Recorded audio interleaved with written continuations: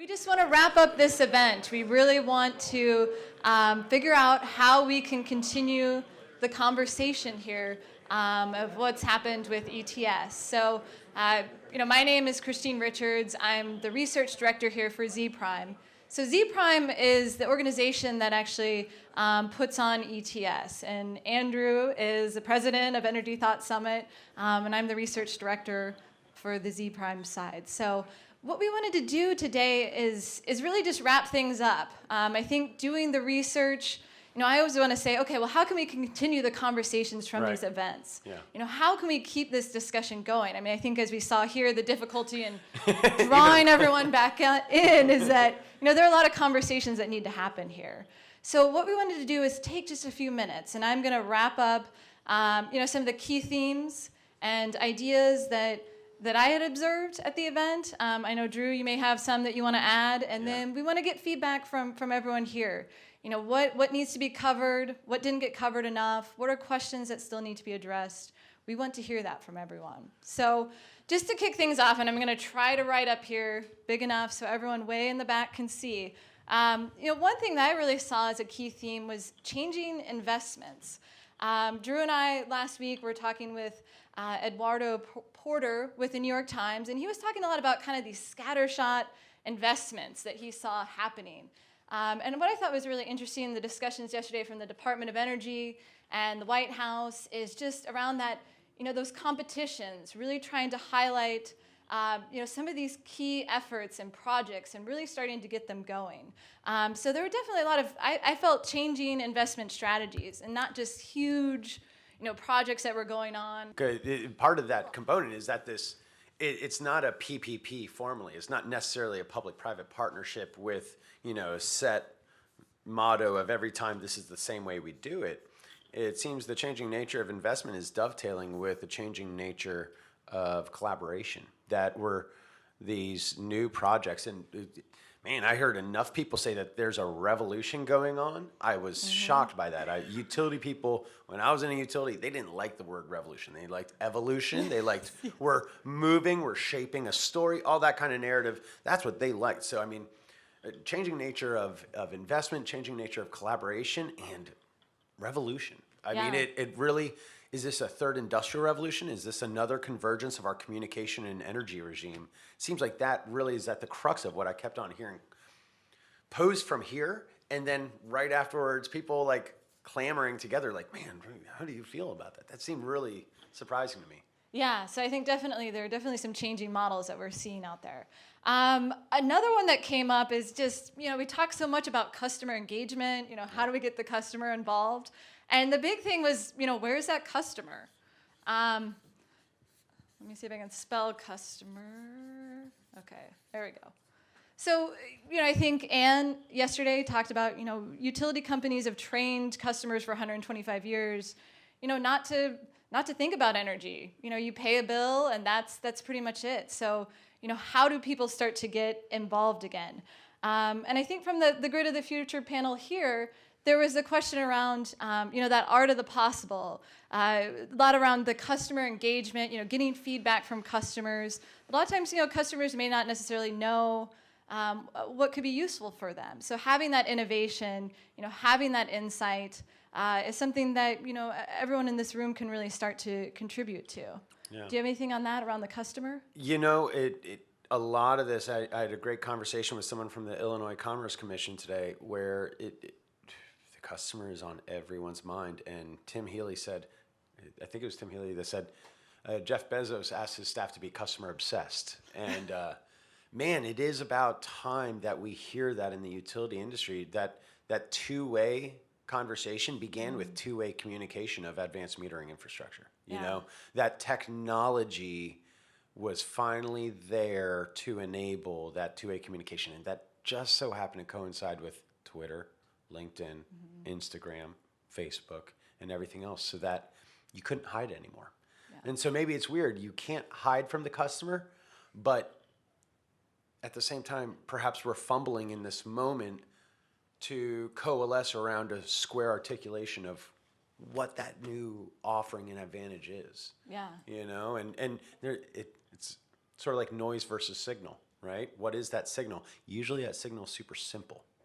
And maybe we're just not seeing that direct energy. Just yesterday rolled out direct your energy, right? I was like, oh, wow, that's a cool idea. But really, it's disaggregating your bill. It's something that we always thought AMI would do. As a layman was like, oh, sweet. So when am I getting when am I being told everything? Super simply in the way that I want it. And this seems like it's that enablement moment right there as an example, as an inflection point.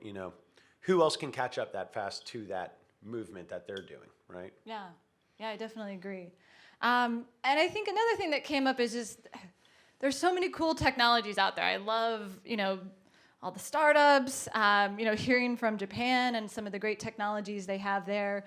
But, that policy and regulation piece, that always just continues to come up. No matter how cool the technology is, if the policy and regulatory environment there isn't there to support it, then, that's going to be really difficult. So I think that's definitely something I've seen as well. Yeah, and politics.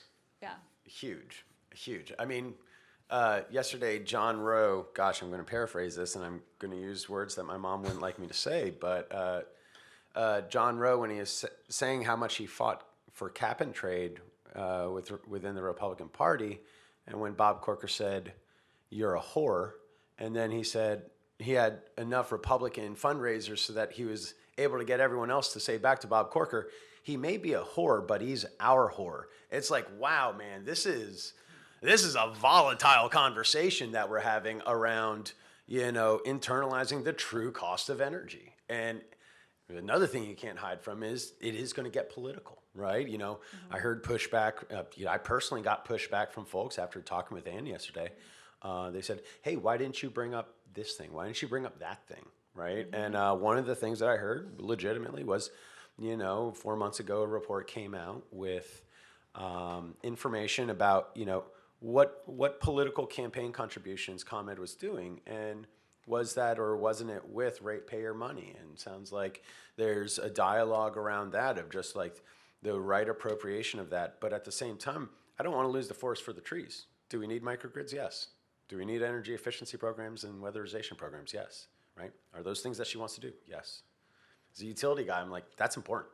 Electric vehicle programs, Terry Bassam said he wants mobile electricity to be a part of the story, and I worked at Austin Energy where we had over 200 customers from outside of our service territory that paid that flat rate charge of $25 every 6 months. And so you're saying policy and it does end up in politics. And there, we had a conversation in prep for this where you're like regulatory to govern, like shapes all, right? Yeah. And so, I think the deep dive will have to touch on politics. It's a touchy situation for a group like us, but we're a publication company, and so hopefully we can explore the politics and the myriad complexity of that with regulatory environment.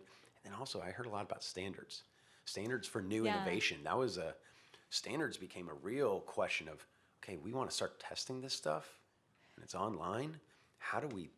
What are the protocols? Like, we have this protocol from this university, this protocol from this utility on testing this stuff, some of it for safety, but not all of it capturing the same key performance indicators. Yeah, I think a lot around the standards, the interoperability, the ways that these systems are, microgrids, distributed energy resources, for a long time it's been talked about as, okay, something that's out there. It's an add-on to the grid, and now it's being integrated into the grid. So how do we actually make it a part of the grid? Really start to bring it together.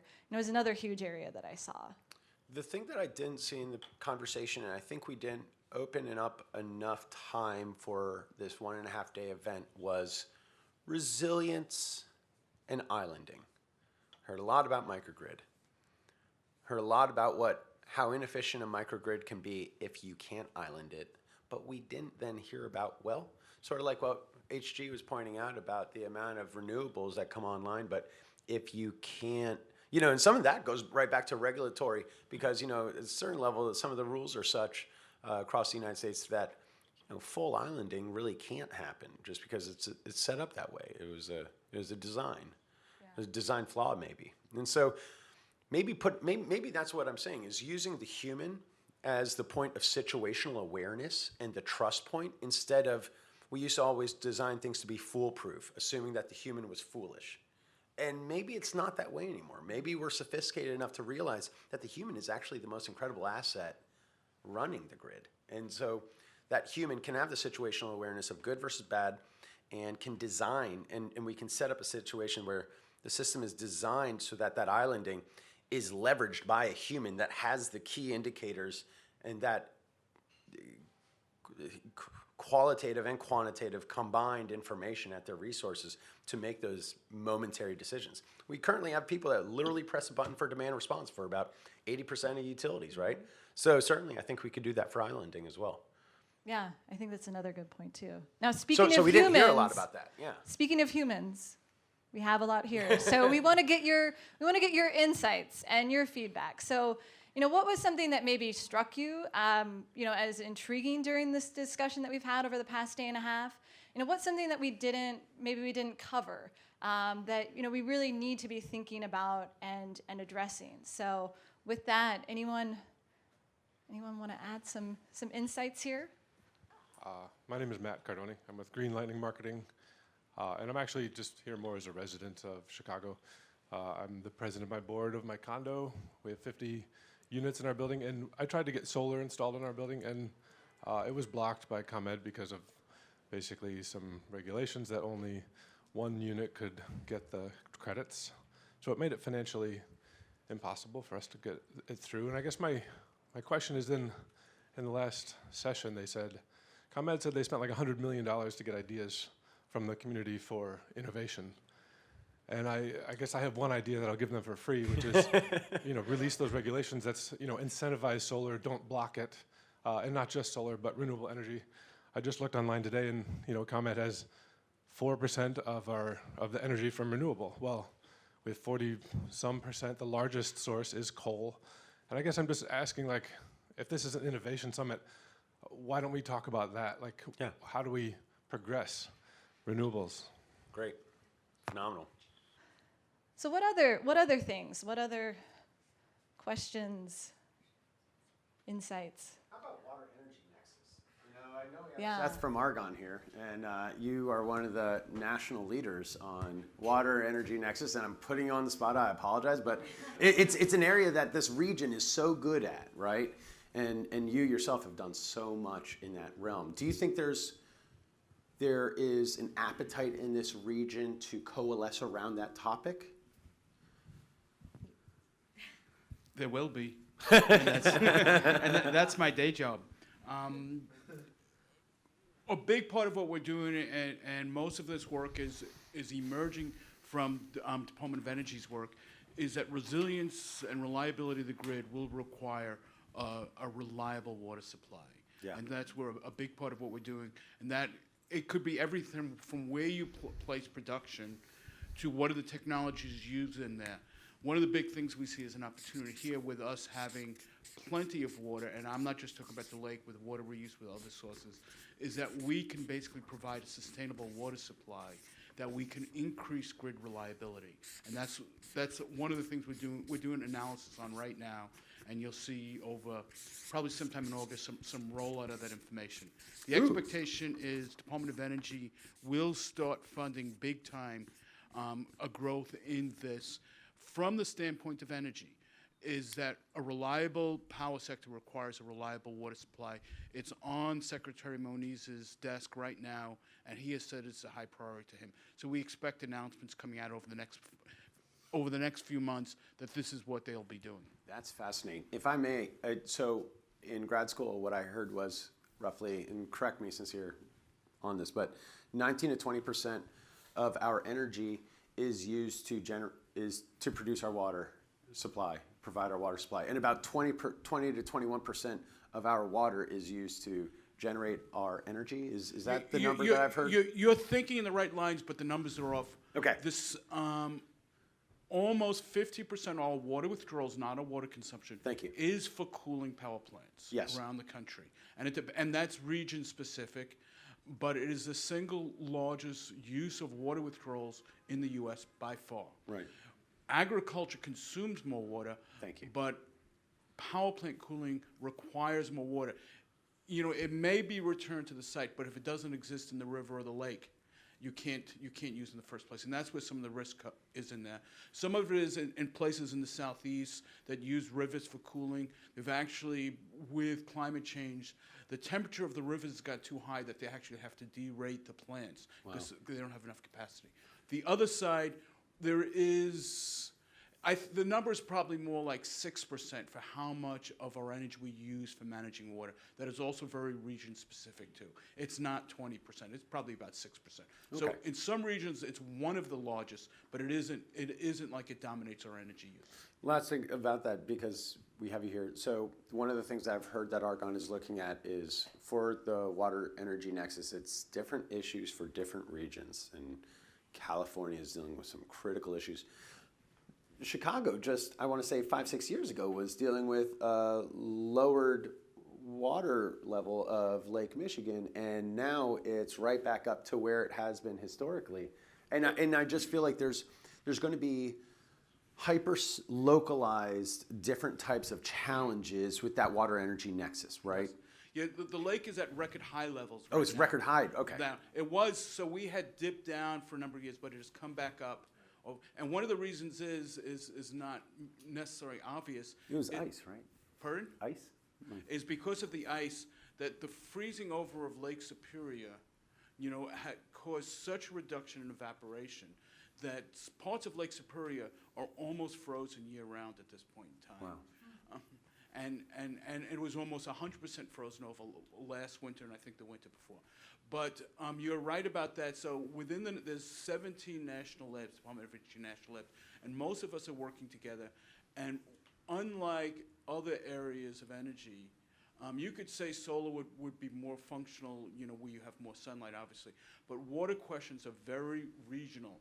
Has to do with climate change, availability, how the water is used. So we have proposed a model to the Secretary that we build regional centers of excellence that become the areas that address by region. There are regions that are similar. So what we need to do in Chicago may be similar, you know, to, you know, the other regions, and I won't go into specifics. Sure. What happens in the Southwest would be similar to what goes on elsewhere in the world. So we want to have recommended that we build on centers of excellence that addresses local, regional needs. Yeah. And we become kind of both the holder of information, the stakeholders, the data, and the technology to meet regional needs. Interesting, and you said that, do you think that there will be enough parallel issues in other parts of the world that will... Absolutely. Yeah. Absolutely, yes. Wow, that's really good. Yes, please. Thank you. Thank you for that, Seth. Appreciate it a lot. Hi, Steve Marszewski from S&C. One thing that was touched on earlier were smart cities. Yes. And I think there's some interesting dialogue around smart cities because there are very different options. If a city is served by an investor-owned utility, Yes. and if they want to become smart, what kind of options or capability they might have. So a city like Elmhurst Bless you. or Northbrook, if they want to be smart, they're served by Commonwealth Edison, so they're going to have one kind of option path to them. Yes. As compared to a city that has their own electric department, like a city of Naperville or Austin Energy or Winnetka here that has their own electric department, they have much more in their own control. And we've kind of lumped them all together as smart cities, but I think there's two very different paths to becoming smart. That's such a good point. And the infrastructure question there is sort of embedded in your point, which is, you know, what grid, question mark, right? Are we that layer of communications, you know, in a state like Illinois, you know, all this comms is being loaded up onto our grid, and then it's like, hey, ComEd, Exelon, you know, Ameren, you're not really allowed to use all the comms for what it's capable to do. And simultaneously, you have Google Fiber coming in, Verizon coming in, Comcast coming in, and they are laying the groundwork for something. And I keep hearing smart cities, but if you tell me smart transportation, I know you're talking about Uber. I'm talking about, you know, shared use mobility. You're talking about Ride Scout. There's a million different applications I think of when I think of smart transportation. I don't know what to think of when I think of smart cities. Maybe, and I know S&C is really looking at smart cities. I think you guys have done some work in Chattanooga. Do you mind just sort of going back, Christine? Is it cool if we could just get two more comments? What's your take back when I say smart cities? What do you mean?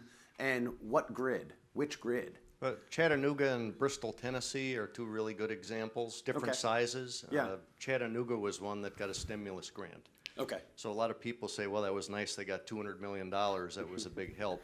That enabled them to do sooner what they were planning to do anyway.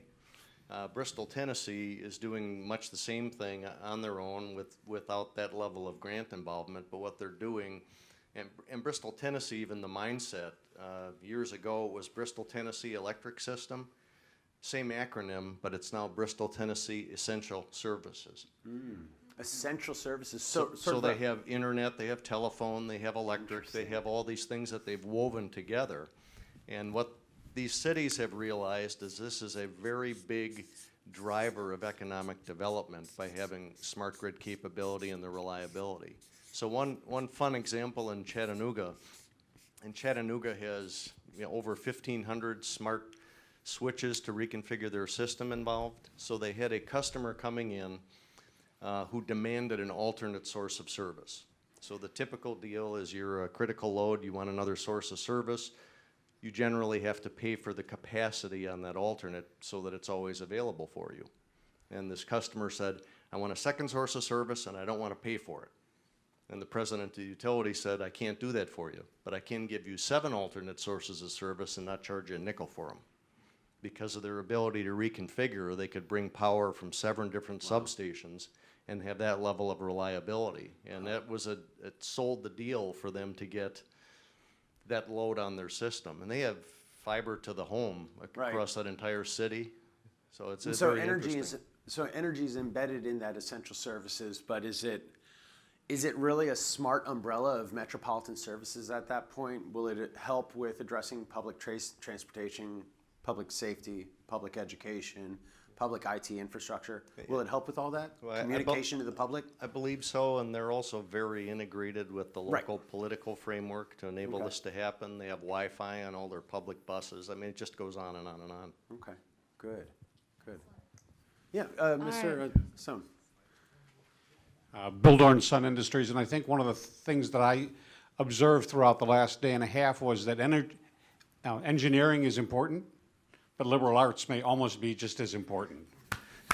And what I mean by that's just me. I'm really happy about that. And what I mean by that is the messaging, and whether it's the messaging from Commonwealth Edison or the big utilities to what they're trying to do and to get the public to sign on to it. Yeah. Or even from a small startup myself trying to simplify my message to get people to understand what we're doing in the smart home technology. So it's really the messaging. It's, well, you're saying humanizing. I think that's a good way to word that. Thanks. HG, were you going to chime in with something else that was missed? Or something that we can add to? Just the contribution on the smart cities component, I think, especially for this region, if we're talking about what could come back to, a revisit to Chicago's BOMA. BOMA Chicago was probably one of the leading chapters across the country in what they do around energy and smart buildings. Buildings, Chicago, buildings. Right, I mean, construction engineering, architectural engineering, subject matter experts that the whole world leans on. You got BOMA, which will get you to the owners and managers, and then we're in the architect capital of the world. Yeah. So getting their insight and maybe involvement in this would really drive an interesting view in this as well. Yeah. Scott Bernstein, Center for Neighborhood Technology. First, thanks for doing this. This has been a great conversation. Thank you. I think there are a couple things that are missing, and some of the recent comments, I think, touch on them.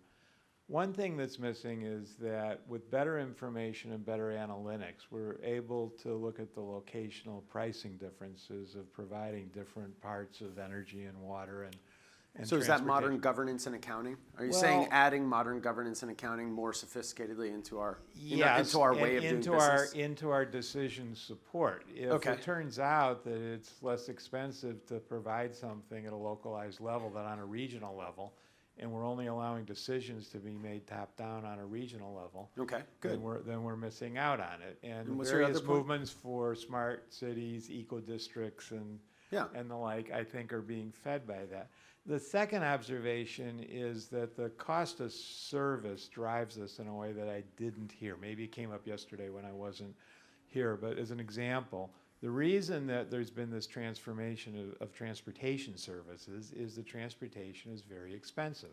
The average American household spends $10,000 a year cash out of pocket on transportation and spends $2,000 to $3,000 a year cash out of pocket on electricity, gas, and so forth. But a huge difference between transportation and energy, I would say, just pushing back, is in energy, the powers that be have pushed for more regulatory change, pushed for more policy change. And in transportation, they just did it. Uber just did it. Lyft just did it. Yeah, if I could and elaborate, at the end of the day, as one of the three what we people want who, to do is, as is one of the bring three a little, people who brought car sharing to America, it was a little more complicated than that. And we didn't see Uber coming either, by the way. Again, but I'll tell you point- what it did. You were right to call it out. My point is just to Yeah. say that there is a difference between the two. That's all. Well, what the difference is between car sharing, bike sharing, and ride hailing, which is Uber et al., is that the choice has been extended for people to either buy different services or to become part-time producers of those services themselves. They're not just customers. That's the difference. Yeah. Is that the barrier to at least part-time production has been lowered. And as long as you grant that to utilities first and everybody else second, you're not going to be in a transformation. So I'm glad to hear that most business CEOs think they'll have a different utility model in 10 to 20 years. Yeah. But the choices that people are facing are a lot sooner than that right now. I appreciate that. So one how do we thing on frame that? How do we frame that discussion? I think coming Okay. out of this, starting a discussion about what does it take to lower those barriers. I think the utility of the future will end up being more of a financial services provider Okay. and a part-time operator of the grid that sets the prices for participation. And then the market, everybody in this room can work out a better way to bundle, rebundle, and reaggregate their services in the bundles that people actually need. And until it Okay. gets to that, it won't match the technology. Thanks.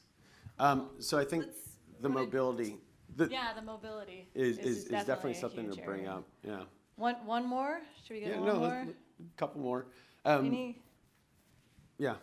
Peter. Yeah. Please. Peter. And we also want to hear some investment talk from the smart folks back there. You know, at Constellation, when we built Virtua, which was a platform where people could see the real-time usage and the real-time prices, we presented it to ISO New England, which is the power coordinator, the grid coordinator. And they said to us, this is fascinating. What we as rule makers do is we set up the sandbox, and then we have no idea how the critters come out to play, right? And so I think going back to the discussion around the regulatory construct, it really is important to get the decision makers in the room, some of the folks from the Public Utilities Commission and the other ISOs and so on, to have them involved in these conversations, because they are the ones who set the rules, and we're generally the critters that play. And you can't have the conversation without that essential element. How do we capture that? That's a really good critters. I don't know if I'll remember it if I say critters at play. What do you think is? The rules, and then there are the actors, the independent actors. Yeah. It's a sandbox or the playing field, and then who does what on the field. So are you familiar with GridMates? It's an example. yeah, So it's GridMates, yes. yeah. So they just it's a sharing platform. It's not necessarily transactive energy, but he's really just saying, do you want to donate energy so that others can have this in to pay their bill? And I'm like, wow. I mean, didn't have to make any rule changes. Didn't have to do anything. No utility needs to operate this, and it's an immediate access point to empower people. Right, but that's a level below, for example, net metering. Right, Which without totally. which PV isn't cost effective, or, you know, there's a whole host of rules that if you, as a regulator, flip a switch, a whole industry dies. Whole cascading impact. Yeah. Yeah, I Or get that. lives. Yeah, very good point. Okay, one. Jeremy in the back from Energy Foundry, you had a thing you want to say? All right. I think the thing that strikes me most is when you look at the list that you've put together of how broad it is. And I'm sitting here thinking to myself, what does that mean about the market fundamentals? Does that say that we're finally seeing incredible fragmentation in terms of we've hit this new stage of development in all these different technologies that they're starting to coalesce around different sub-themes and sub-markets that we haven't seen before? Yeah. Or does it actually mean that the fact that we're bringing all these things to the table means that there's an incredible integration that's about to happen? And like your iPhone now is, as you said yesterday, Drew, you no longer need a compass or a flashlight or a calculator. It's all on your iPhone. So what is the analog to this interconnected energy grid infrastructure mobility thing that we're talking about, right? And what are the companies that are best positioned to take advantage of that from a service perspective, not only for consumers but other businesses? It says to me that we're starting to hit a new notch in where the market is for disruption and how poised the market is for disruption and ready for disruption. And at least this is something maybe as an investor, especially an early stage investor, this is great. Yeah. Where does that fit into your rubric, your evaluation of companies? I guess this incredible integration.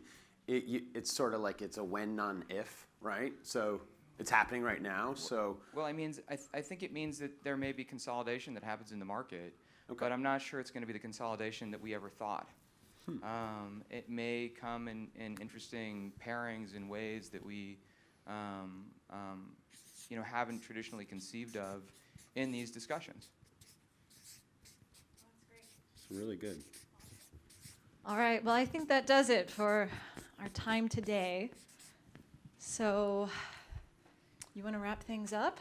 Oh, gosh. Close it out? Oh, man, with a real Come bang, on. right? Yeah, okay, a little dancing. No. Finale? Everyone, thank you so much for your participation. It's nothing without you. You guys have really brought this home to us, the import of this region and the sheer volume of passion, ideas, institutions, and doers coming together in this region is really something to be spoken to. I will say 2 pieces out in Forbes this morning about Chicago, about this event, about the folks that are here saying the things they're saying. Piece in New York Times yesterday about the same thing. NPR covered the smart cities angle yesterday. We're going to have more pieces in the Midwest Energy News. There are going to also be some in some other media outlets. Bloomberg is hitting something up and all sorts of things. We didn't include nuclear on there, and I will say I think that the amount of nuclear conversation I heard here was probably 5 times more than what I expected. And that's interesting or encouraging, one of those two for me. But this has become a hot button area for me now. I'm going to be following and tracking what's happening in the Midwest as we travel the globe. We're going to Japan soon. After that, we're going back to the EU and seeing some partners there. And we're going to be sharing a lot of what we hear with those folks, just like we've shared today with you what we've heard from around the country. So I want to thank everyone for coming. And hey, to the Chicago Symphony Center, if you ever have an event that you want to put on, I will tell you, this staff is the bee's knees. They have been phenomenal. We've enjoyed working with them so much. And thank you to all of our sponsors and our staff, our phenomenal staff that have been helping you guys this whole time. Yeah, thank you so much for your hospitality here. It's been so welcoming. And let's give a big round of applause to all our sponsors and to Drew, who did a fantastic job. So thank you. Bye-bye.